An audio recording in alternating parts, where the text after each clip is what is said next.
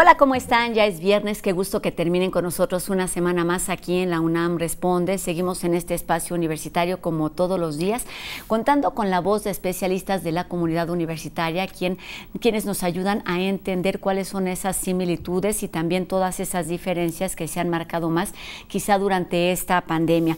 Sabemos que la interrupción masiva de las clases presenciales en todos los niveles educativos de nuestro país ha dejado como evidencia la situación de muchísimos mexicanos que se han visto en la necesidad de interrumpir sus estudios, de interrumpir su formación académica precisamente a causa de la falta de equipo tecnológico o bien a causa de problemas para la conectividad. Esta tarde hablaremos de los retos a los que se ha enfrentado principalmente la educación superior y lo que está ocurriendo en nuestro país con especialistas universitarios.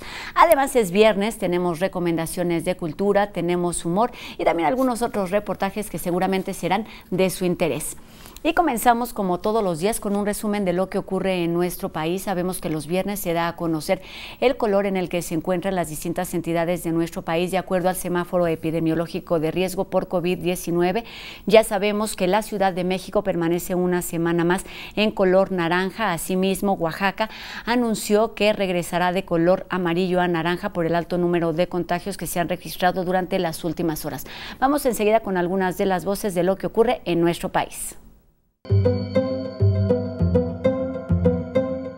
Pues se nos fue un grande, la verdad, porque el doctor Molina no solamente fue un gran científico y deja un legado en términos de la ciencia atmosférica enorme, recientemente todavía publicó un artículo relacionado con los aerosoles y la transmisión del coronavirus a través de aerosoles, que fue justamente, entre otras razones, lo que generó que la Organización Mundial de la Salud reconociera la importancia del uso del cubrebocas.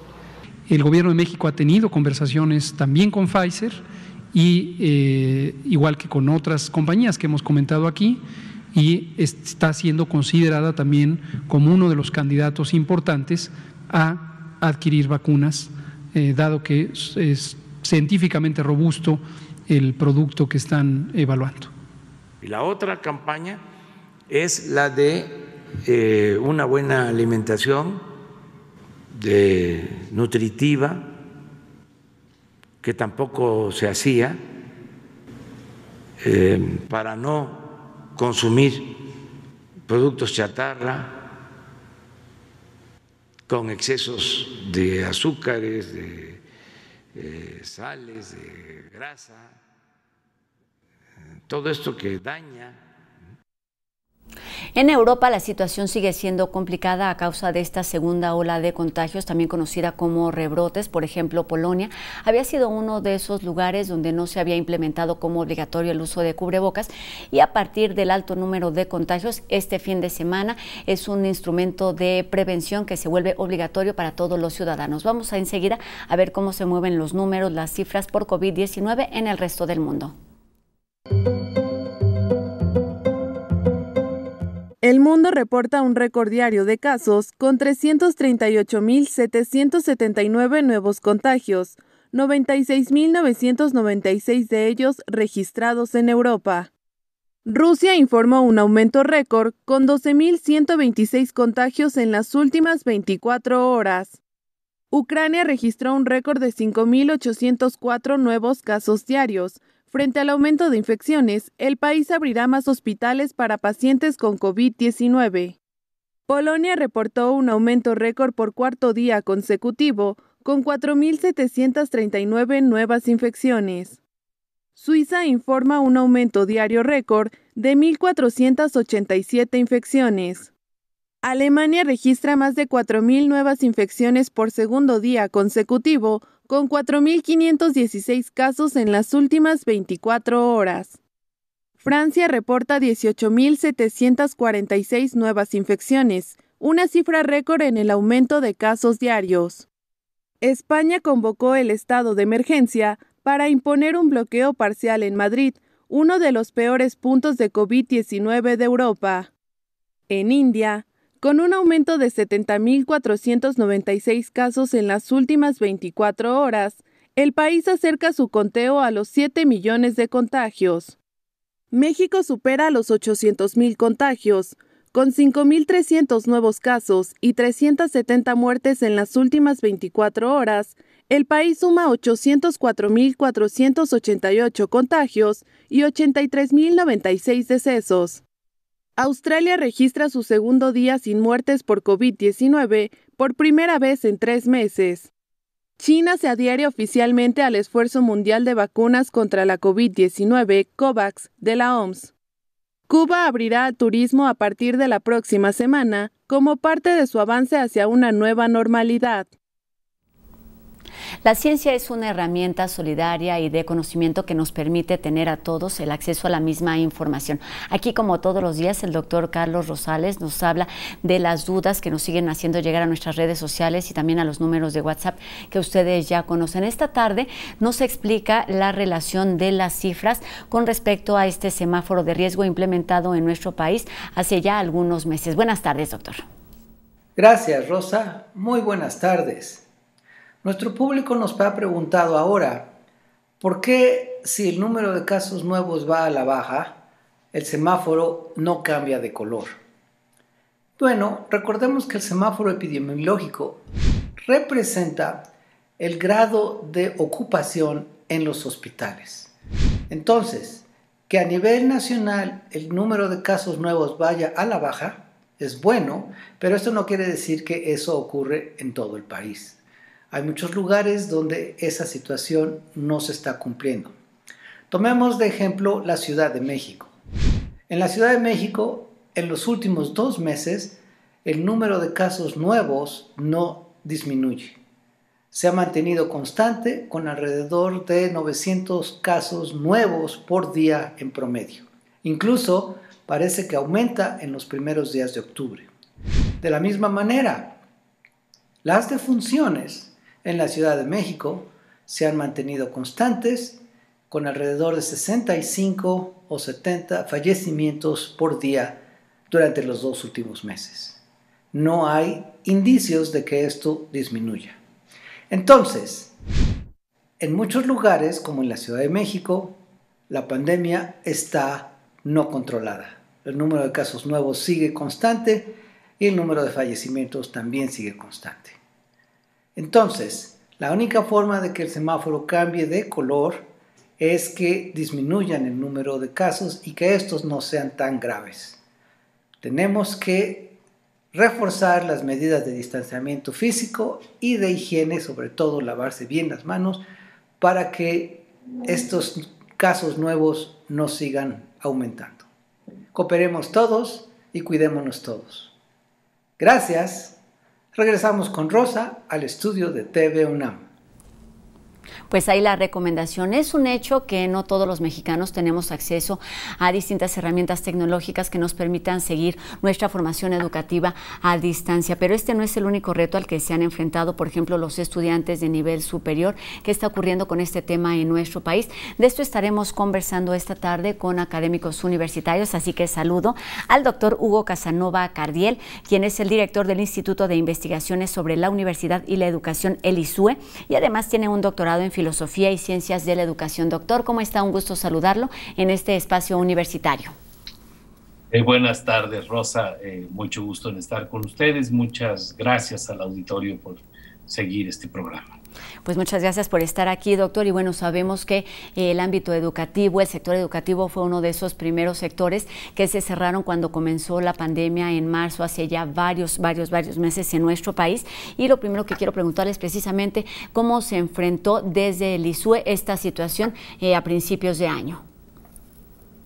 Bueno, es naturalmente una situación que nos ha puesto a prueba a los universitarios, pero a la sociedad toda. Hay un punto en el cual nos hemos visto desbordados y desbordadas. En el ISUE, que es el Instituto de Investigaciones sobre la Universidad y la Educación, hemos estado muy atentos a lo que ha sucedido. Y muy temprano, recordemos que el 20 de marzo fue el último día en el que nos presentamos en las instalaciones universitarias. Muy temprano, durante el mes de abril, las investigadoras y los investigadores del instituto nos dedicamos a reflexionar de manera integral en torno a lo que estaba sucediendo por el problema de la pandemia. De tal manera que el 15 de mayo hicimos un libro, publicamos un libro, lo hicimos entre abril y mayo, en el cual abordamos diferentes ángulos del problema que se estaba manifestando. Y fue una primera aproximación interpretativa a lo que ocurría en la educación, no solamente en la universidad, sino en la educación en términos generales. Es decir, buscamos asumir esta responsabilidad de que la universidad tenía que decir algo con relación a la problemática que estábamos viviendo. En el campo científico se hicieron muchos esfuerzos por interpretar lo que estaba sucediendo. En el ámbito social comenzaron a realizarse estudios, y en el ámbito educativo, que es el ámbito en el que nos movemos nosotros, comenzamos a pensar de qué manera podíamos aportar para la interpretación adecuada de lo que estaba sucediendo, Rosa. Exactamente, en medio de la incertidumbre, en nuestra universidad hemos hablado aquí ya en este espacio con algunos autores que participaron en este libro y nos han comentado pues de la relación que tuvieron también con universidades de otros países de Latinoamérica, si no mal recuerdo, principalmente. Y bueno, esto lo que ofrece es precisamente la oportunidad de comenzar a nombrar las cosas, de conocer la realidad de lo que está sucediendo, digamos, en tiempo real, para comenzar a tomar decisiones. Doctor, en este sentido y contemplando, por supuesto, pues la interrupción de clases, la interrupción también de intercambios académicos, ¿cómo es que en particular la educación superior de nuestro país también, más bien, antes de eso me gustaría que nos hablara del papel del ISUE, porque como bien dice, se refiere a lo que sucede en nuestra universidad, pero también a la educación. Platíquenos un poquito de cuál es el campo de estudio del ISUE para seguir hablando de este tema. Muchas gracias, Rosa.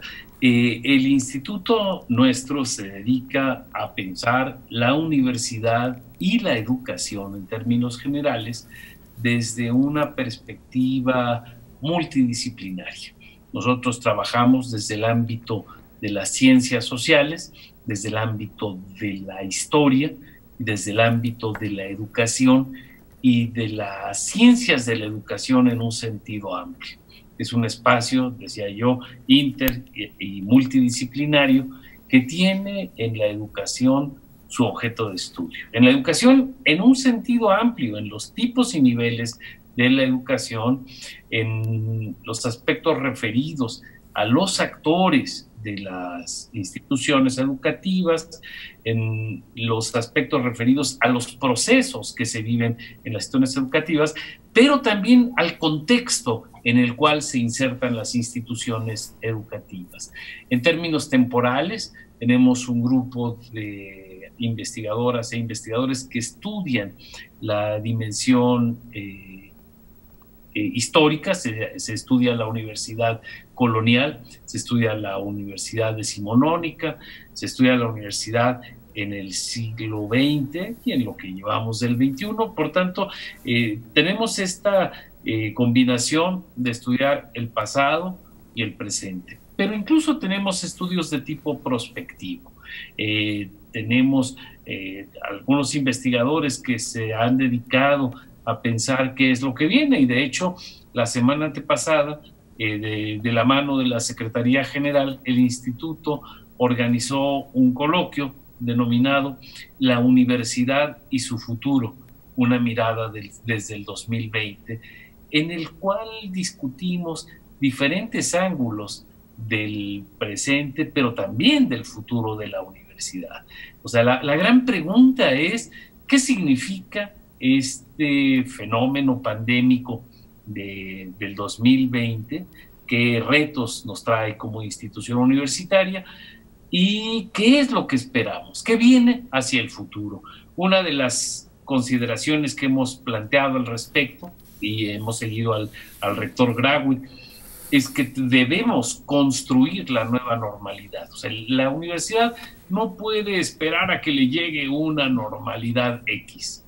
La universidad ha de ocuparse de la construcción de esta nueva normalidad. Y en eso estamos, estoy seguro que desde diferentes ámbitos del conocimiento, desde el campo de las humanidades, desde el campo de las ciencias experimentales y exactas, desde las ciencias médicas, estamos pensando cómo viene el futuro y qué podemos hacer para perfilarlo, para ayudar. O sea, no podemos quedarnos inermes ante lo que viene. O sea, el papel de la universidad es coadyuvar socialmente a la construcción del futuro. Y me parece, yo agregaría, pues estar justamente un paso adelante como lo ha hecho en esta y en otras situaciones. Y ahora sí ha explicado el objetivo, digamos, de esta instancia universitaria. Doctor, me gustaría preguntarle, en términos quizá muy particulares, a raíz de este coloquio y del trabajo que han estado haciendo durante todas estas semanas en colaboración con distintos especialistas, hacer un balance de cómo esta educación superior en nuestro país se ha visto afectada y cómo se ha visto transformada a causa de la pandemia y de la ruptura de condiciones habituales que pues no conocíamos o no estábamos acostumbrados a realizar de forma tan acelerada. Bueno, esa es la pregunta, Rosa. Me parece que nos lleva al centro del problema. ¿Qué efectos son los que hemos experimentado, los que hemos enfrentado en el ámbito de la institución universitaria y de la educación social en términos amplios? Me parece que en la perspectiva actual confluyen dos dimensiones, dos grandes dimensiones. Una estructural, que tiene que ver con los problemas que allí habían estado antes de la pandemia, y otra de carácter coyuntural que nos trae este 2020. En la primera tenemos problemas que no están resueltos, o sea, problemas que estaban allí y que se agudizaron de una manera importante con el fenómeno sanitario mundial. Estos problemas atendían diferentes factores. Uno de ellos, el de la cobertura. La educación superior no atiende de manera equitativa a las mexicanas y los mexicanos en edad de ir a la universidad, sino solamente atiende a 4 de cada 10. 4 de cada 10 jóvenes mexicanos solamente tienen acceso a la institución universitaria, a la educación superior.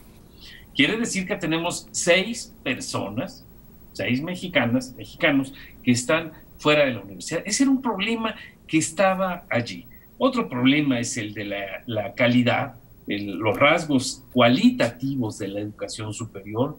Otro problema es otro factor es el de la didáctica. Nos preguntábamos si las formas de enseñanza estaban respondiendo a los requerimientos del siglo XXI. Y otra dimensión que nos preocupaba era la vinculación social de las universidades, en términos generales. Estas eran preguntas que estábamos planteando antes del 2020, pero que están vigentes, no se han resuelto. Esas preguntas ahí están. Pero se agregaron otras. Se les agregó el problema global de la pandemia. ¿Cuáles serían estas otras preguntas? Bueno, el hecho del no poder estar en las instalaciones físicas de la educación superior. La educación superior tuvo que prescindir del aula y tuvo que prescindir de los espacios escolares. Y esto no es una cuestión menor. Esta es una cuestión que pegó en el centro de flotación de la vida universitaria, porque, Rosa, todos estábamos acostumbrados a la escuela como el espacio por excelencia de la educación. O sea, nada de que la sala de la casa o el sillón, o la cocina en algunos casos. Era la escuela, el espacio de encuentro entre estudiantes, maestras y maestros, el espacio de encuentro entre estudiantes, el espacio de socialización por excelencia de la niñez y de la juventud. O sea, ¿dónde aprendimos a plantarnos en la vida en términos sociales? En la escuela. Quizá no en el salón, pero sí en la escuela. En el salón, claro, Rosa. Hay un punto en el que el gran espacio que nos preparó para la vida es por excelencia es el aula y la institución escolar. ¿Qué pasa cuando en el 2020 eso se cierra de manera abrupta? Y tengo aquí unos datos, cuando 1.215 millones de estudiantes en todo el mundo dejan de tener a la institución educativa como su espacio de reunión, su espacio de crecimiento personal. 1.215 millones de niños y jóvenes que pierden su institución de una manera abrupta, radical, de manera tremenda, en todo el mundo, de todos los niveles, en todas las edades, en todos los colores, en todos los idiomas, en todas las banderas, en todas las geografías. Es un fenómeno inédito. La humanidad había enfrentado problemas de tipo calamitoso, dicen algunos, de tipo catastrófico, sismos, tsunamis, en fin, pero una cosa que nos recluyera a todos en nuestras casas no habíamos tenido. Entonces, esto nos hermana en la tragedia, sin lugar a dudas, nos hermana. De ahí hay ciertos patrones que se van repitiendo a lo largo y ancho del mundo. Las soluciones también van asumiendo ciertos patrones, de los cuales hablaremos un poquito más adelante con seguro. Pero lo que quiero decir es que en este 2020 confluyen estas dos dimensiones: lo estructural, los problemas de toda la vida, con lo coyuntural, los problemas de hoy, y es un cóctel tremendo, un cóctel probablemente, no quisiera decir irresoluble, porque sería derrotarse, pero con el cual es muy difícil contender, ¿no? Y que hoy nos tiene muy preocupados en todos los ámbitos.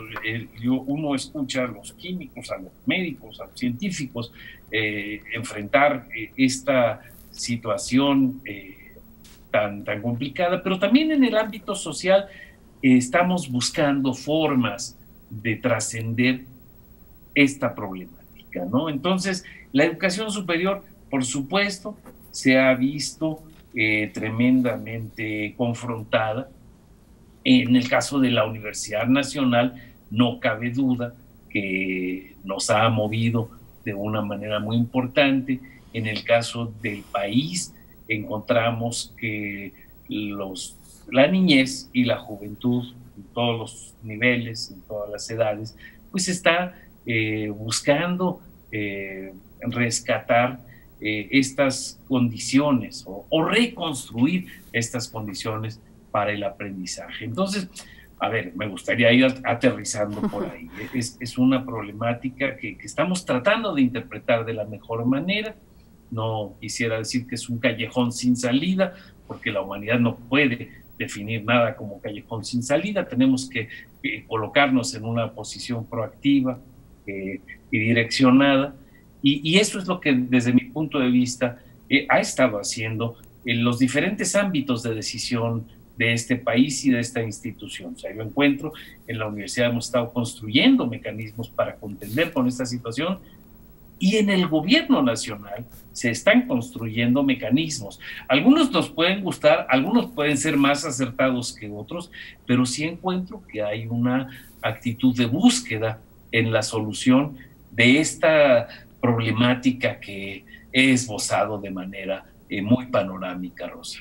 Pues muy panorámica, doctor, pero también me parece muy clara, y lo que sí debemos hacer es justamente reiterar que me quedo con esto. O sea, no podemos decir que es un callejón sin salida, son muchas las cosas o las problemáticas, pero por algo se debe empezar, y en este momento me parece pues eso, nuestra universidad ha estado ahí, nuestra universidad no se detiene, sigue activa, y seguiremos hablando de este tema porque, como nos dice, 1.215 millones de estudiantes en el mundo no están en las aulas. 1.215 millones. 1.215 millones.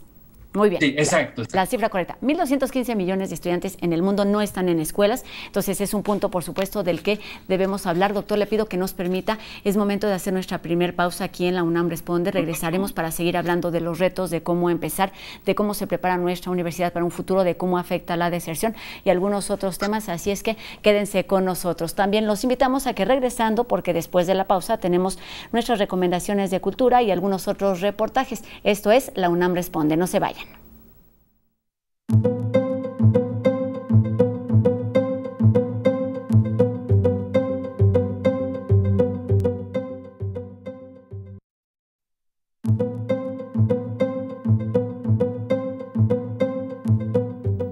Qué gusto que continúen con nosotros aquí en la UNAM Responde. Es viernes y tenemos listas nuestras recomendaciones para estar en contacto con Cultura UNAM en casa.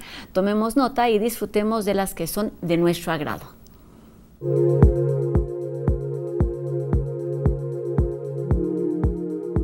Podemos apreciar la danza de diferentes maneras. El arte y la fotografía son algunas de sus posibilidades. Este fin de semana acércate a Memorias Fotográficas de Danza UNAM, una serie de imágenes para analizar algunas intervenciones coreográficas que formaron parte del proyecto Cartografía de la Resistencia, Ocupaciones, Desagravios, cuando se conmemoraron 5 décadas del movimiento estudiantil del 68.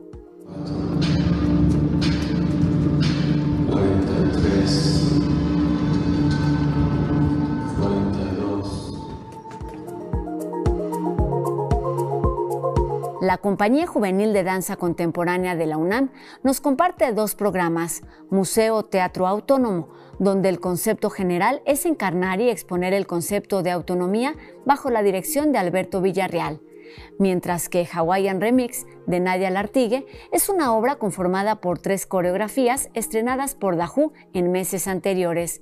Puedes disfrutar estas presentaciones en video el 10 y el 24 de octubre.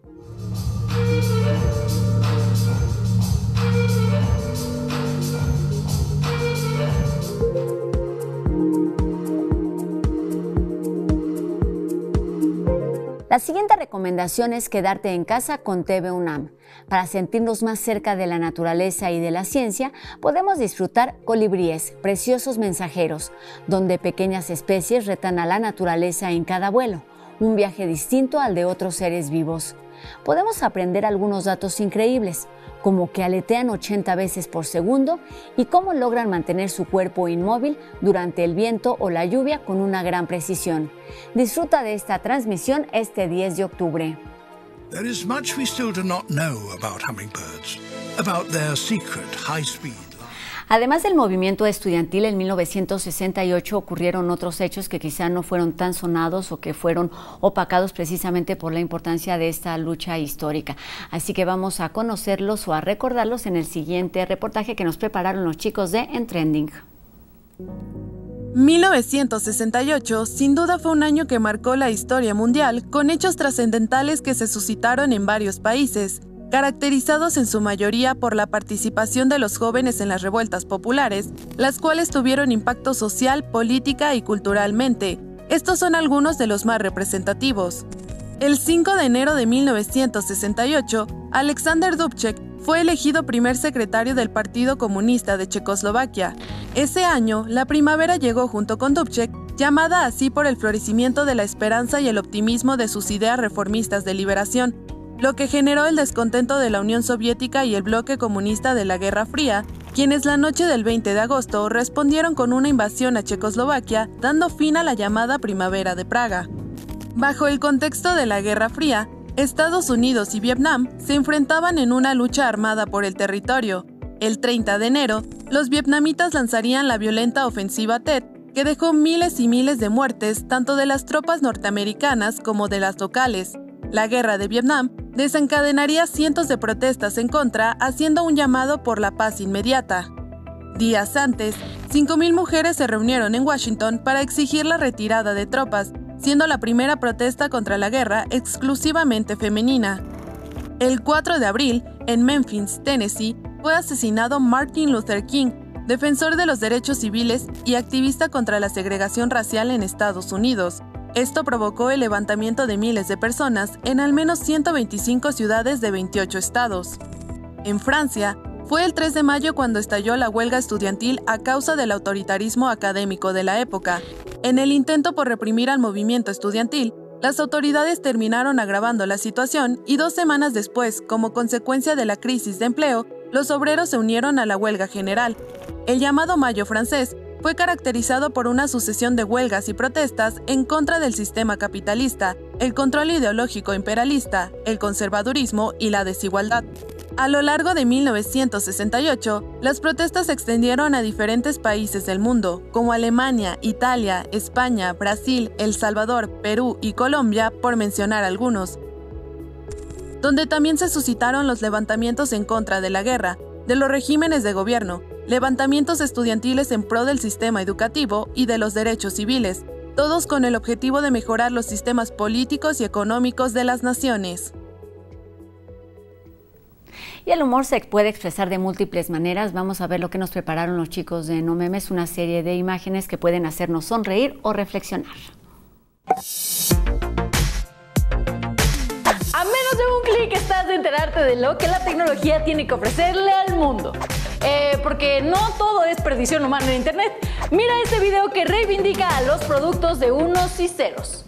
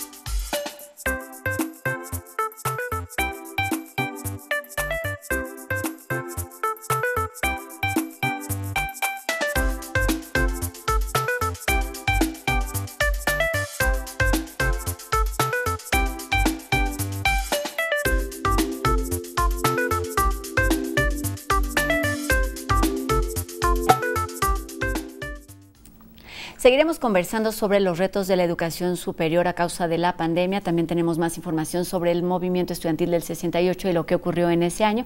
Todo esto después de la pausa aquí en la UNAM Responde. Quédense con nosotros.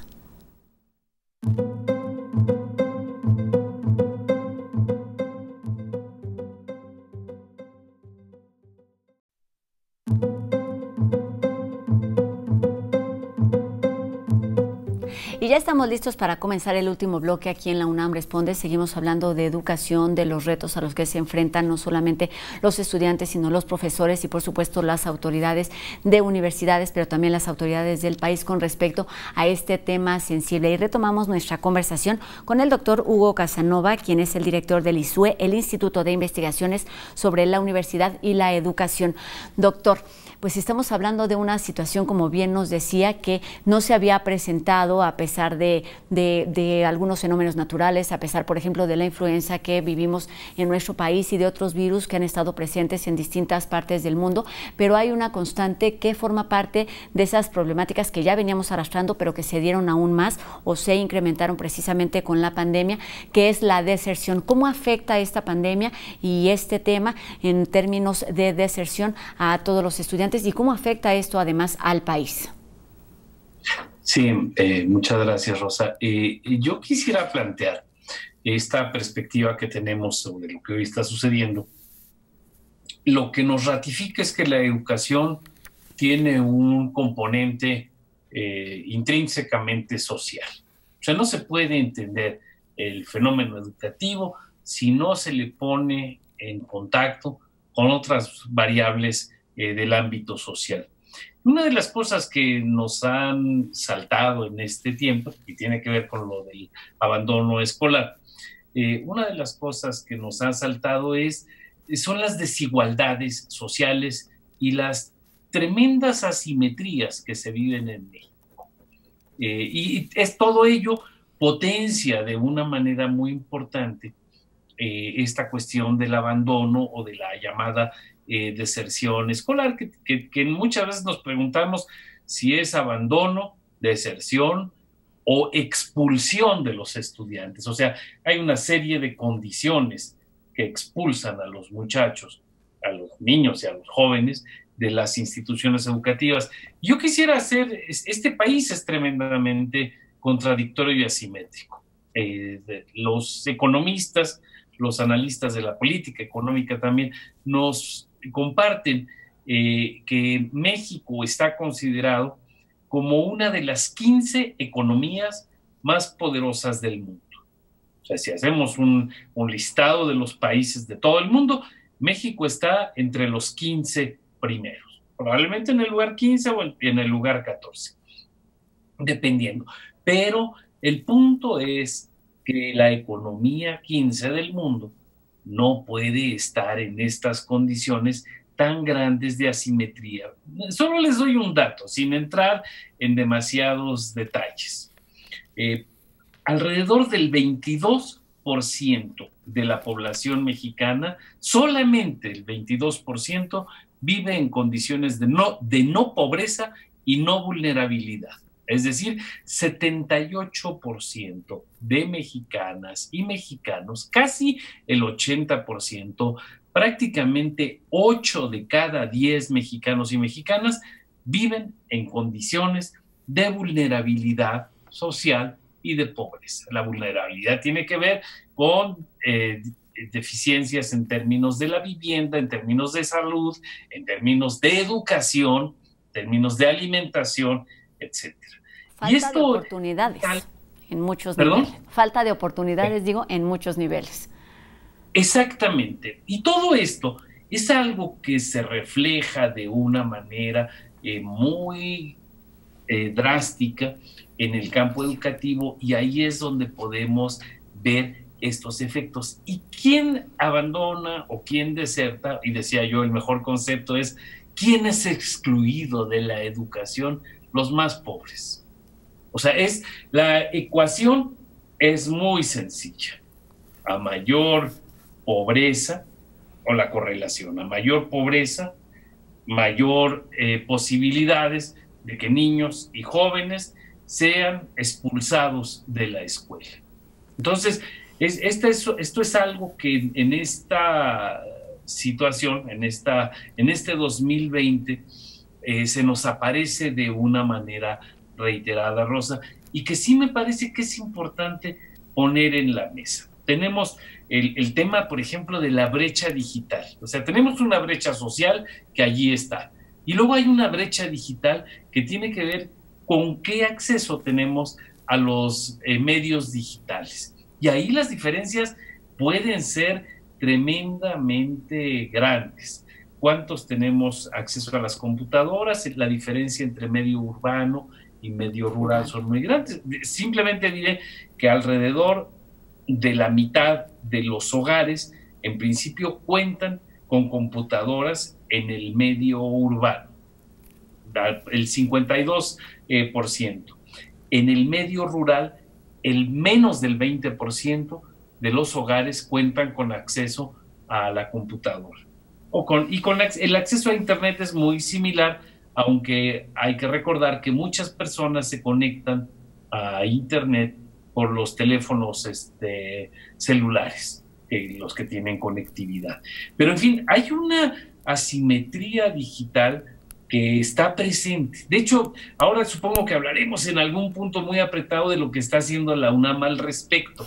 Pero en la UNAM hemos considerado esto. Hay un problema de falta de equipo de cómputo, y luego hay otro problema de conectividad que está presente, y todos estos problemas están relacionados con quiénes son nuestros estudiantes, en qué condiciones socioeconómicas se encuentran nuestros estudiantes, y ahí encontramos muchas cosas, ¿no? Por ejemplo, el tema el celo de los jóvenes por no decir dónde viven y por no mostrar sus casas, por no mostrar su ambiente más inmediato ante las cámaras, y encontramos frenos muy importantes para la comunicación y para el proceso de enseñanza-aprendizaje, en el cual muchas veces los profesores nos vemos con las pantallas en negro, simplemente con un pequeño letrero del nombre de la persona,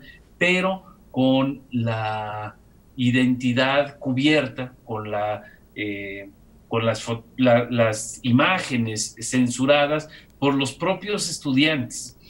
Y esto es algo que está nuevamente en el territorio de los temas que son un reto. No censuro el hecho de que las estudiantes y los estudiantes cierren las cámaras, sino me pregunto cómo podemos enfrentar estas condiciones que tienen que ver nuevamente con la asimetría digital, la asimetría social. Y solo un pequeño boceto en torno a los problemas de género. El hecho es de que hoy por hoy las mujeres tienen una doble, una triple jornada, porque no solamente han de atender las cuestiones derivadas del trabajo, del estudio por estos medios digitales, sino han de atender otros papeles en casa, el papel de organizadoras y operadoras de la vida familiar, en la realización de las compras, la preparación de alimentos, la limpieza, el cuidado de la familia, el cuidado de los maridos, el cuidado de todo el mundo. Entonces, todo eso tiene un componente de género que tampoco podríamos obviar. O sea, que me parece que dentro de todo el escenario que estamos planteando es importante considerar. Sí, por supuesto, son muchas las dificultades, son muchas los brazos de los que que pueden darnos para hablar de este tema en términos de educación. Y doctor, como bien dice, el tiempo se nos va apretando un poquito y sí me gustaría preguntarle precisamente de las acciones que está llevando a cabo nuestra universidad. Tenemos, por ejemplo, hemos hablado del campus virtual de la UNAM, que es una de las alternativas de las estrategias que ha creado para lograr, digamos, un mayor alcance, una distribución más equitativa en términos de educación. Pero platíquenos usted en los temas en los que han estado trabajando durante estos meses. Sí, bueno, a mí me parece que ha habido esfuerzos muy importantes en términos de aprovisionamiento de equipo y de conectividad. La universidad ha hecho esfuerzos muy importantes en diversas entidades para adquirir equipo de cómputo adicional, tabletas de manera principal, que se han puesto a la disposición de aquellas y aquellos estudiantes que así lo solicitan y que responden una serie de preguntas que garantizan que el equipo va a las mejores manos. También se están haciendo esfuerzos muy importantes en términos de conectividad. Se habla de convertir cada espacio universitario en un lugar de acceso con internet libre para quienes allí se instalen.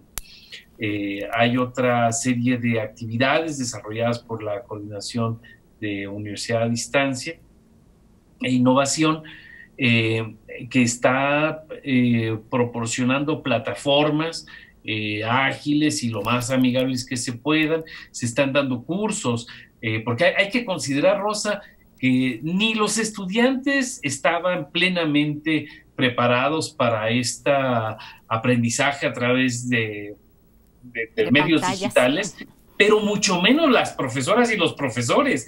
O sea, tenemos una condición también de rezago en términos de acceso a estos medios que nos han ralentizado la actividad educativa a profesoras, profesores, alumnas y alumnos. Entonces, estamos considerando diversos ángulos. Hemos hablado cuando nos hemos reunido con los directores, con las directoras del ámbito institucional, de que no se trata solamente de un problema de tener más y mejores computadoras.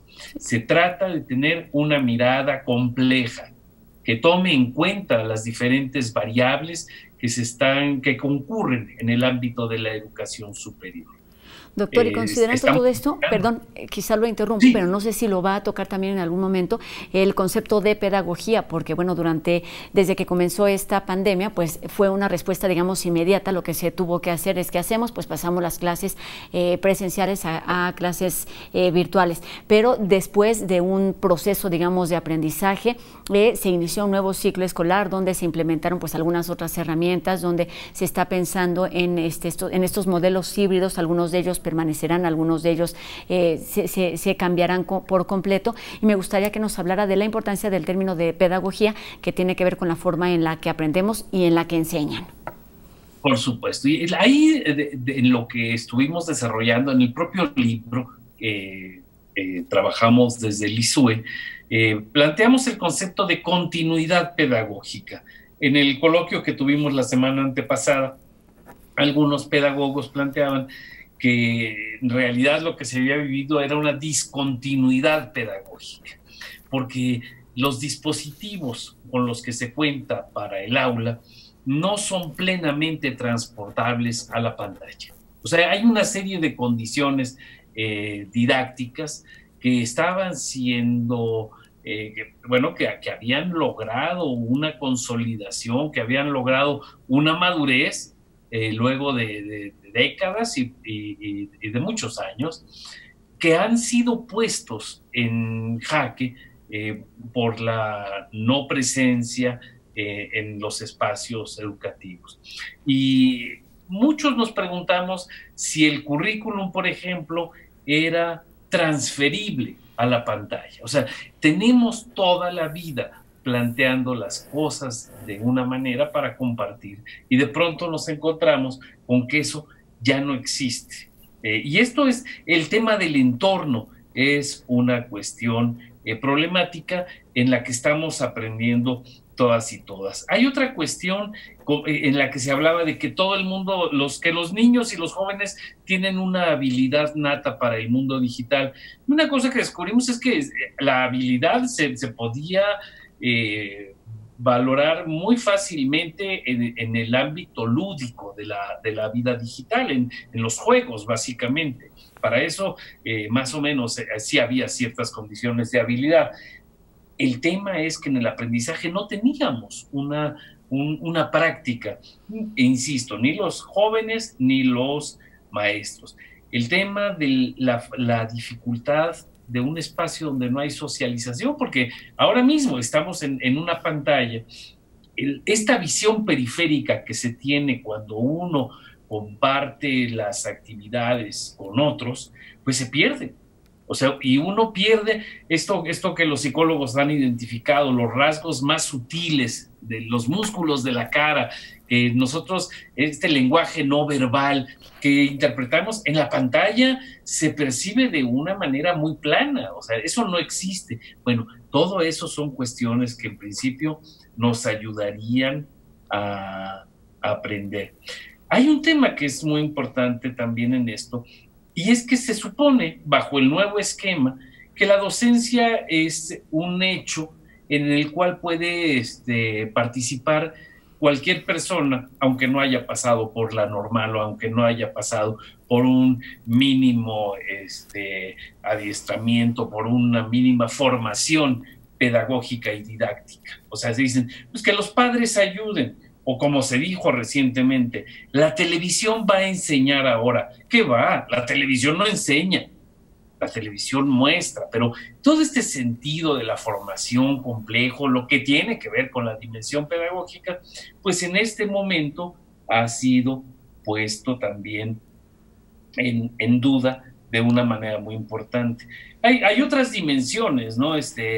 Por ejemplo, ¿cómo evaluar? ¿Cómo valoramos lo que aprendieron los jóvenes bajo esta condición? En la universidad está ocurriendo de cierta manera, si tenemos sesiones por Zoom o por Moodle o por estas plataformas que son un poco más interactivas, hay más posibilidades. Sin embargo, si hablamos del aprende en casa, de la televisión que muestra contenidos y luego se quiere evaluar, pues encontramos que es muy difícil. Mi gran pregunta es, ¿qué va a pasar cuando enfrentemos la siguiente etapa de lo que está sucediendo y busquemos valorar qué sabe cada quien? Doctor, precisamente aquí lo voy a interrumpir porque nos queda un poquito de tiempo para cerrar el programa y precisamente, digamos, a manera de conclusión, porque podemos seguir reflexionando sobre distintos temas, hay muchas cuestiones, hay muchas dudas. A mí me queda como muy claro el panorama que nos ha puesto sobre la mesa en el sentido de ver a la educación como un fenómeno social y considerando, por supuesto, la importancia que esto tiene a distintos niveles.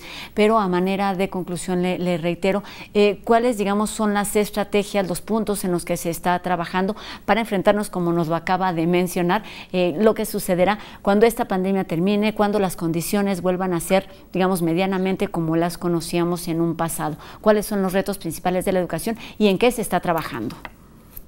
Claro. Bueno, hay algunas preguntas muy claras.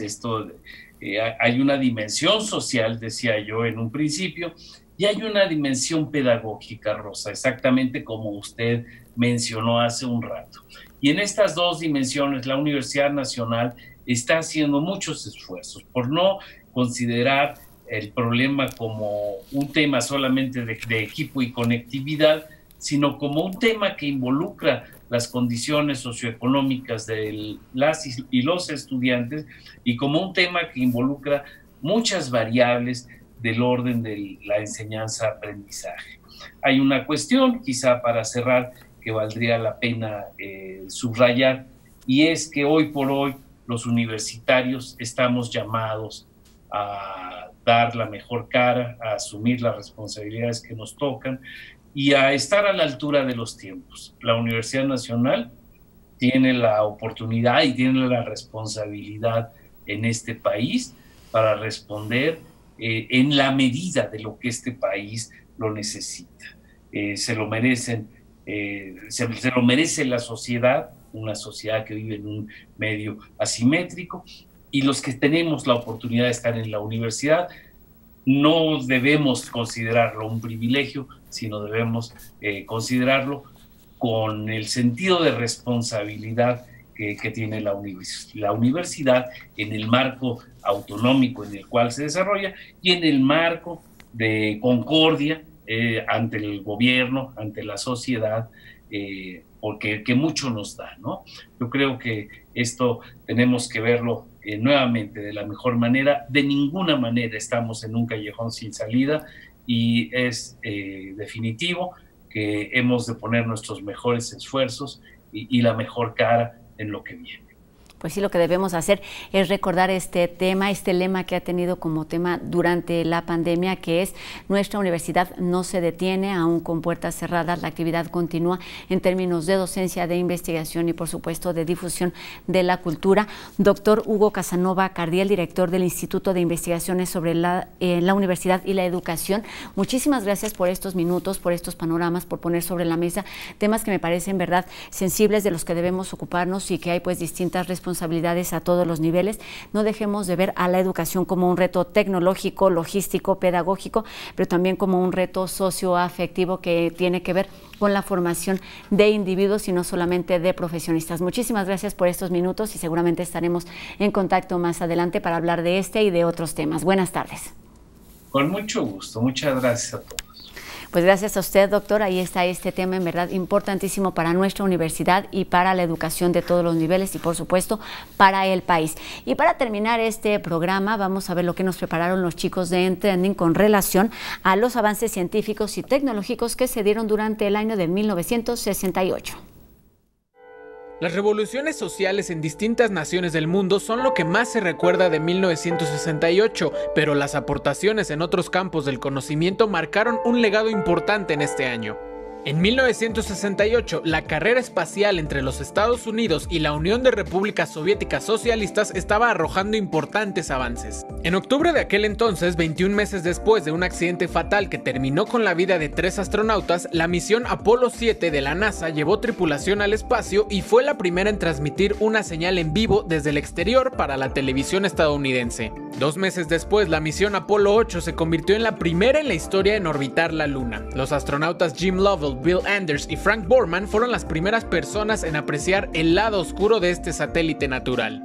Aunque el ser humano estaba enfrascado en conquistar el espacio exterior, de manera terrenal también se dieron avances cruciales para algo esencial hoy en día: la informática. En diciembre del 68, el ingeniero estadounidense Douglas Engelbart presentó la Online System, un prototipo de computadora que desde entonces ya realizaba funciones fundamentales para la computación actual. El uso de ventanas y gráficos, el hipertexto y navegación, videoconferencias, la integración del mouse, procesamiento de textos y vinculación de archivos, entre muchas otras funciones. Otro aporte en la computación vino de la mano de Robert Dennard. Este año, el ingeniero estadounidense patentó la Dynamic Random Access Memory, el transistor que se convirtió en el estándar para lo que hoy conocemos como memoria RAM, que permite la inmediatez con la que funcionan los dispositivos de la actualidad. En el ámbito de la fisiología, los doctores Robert Hawley, Marshall Nirenberg y Har Gobind Khorana fueron galardonados con el Premio Nobel de Medicina. Sus descubrimientos fueron de suma importancia en el entendimiento de la transferencia de información del ADN a la proteína, una contribución trascendente en el campo de la genética. Estos y otros aportes fueron parte del avance científico-tecnológico en beneficio de la humanidad que se registraron en 1968. Con esta información terminamos un programa y una semana más aquí en la UNAM Responde. Agradecemos a todos ustedes que nos siguen del otro lado de las pantallas. Seguimos recibiendo sus dudas, sus comentarios, los leemos todos los días en las diferentes redes sociales y también agradecemos a todas las personas que hacen posible esta transmisión aquí en TV UNAM, aquellas que siguen trabajando desde casa y también, por ejemplo, desde el máster. La recomendación, como todos los días, es seguirnos cuidando. Es indispensable el uso de cubrebocas y recordamos aquí las 3 nuevas recomendaciones que tienen que ver con las 3 Cs, que es evitar lugares cerrados, evitar lugares concurridos y además evitar estar en cercanía con otras personas. Es momento de actuar responsablemente. Es nuestra responsabilidad que esta pandemia termine pronto y termine de la mejor manera.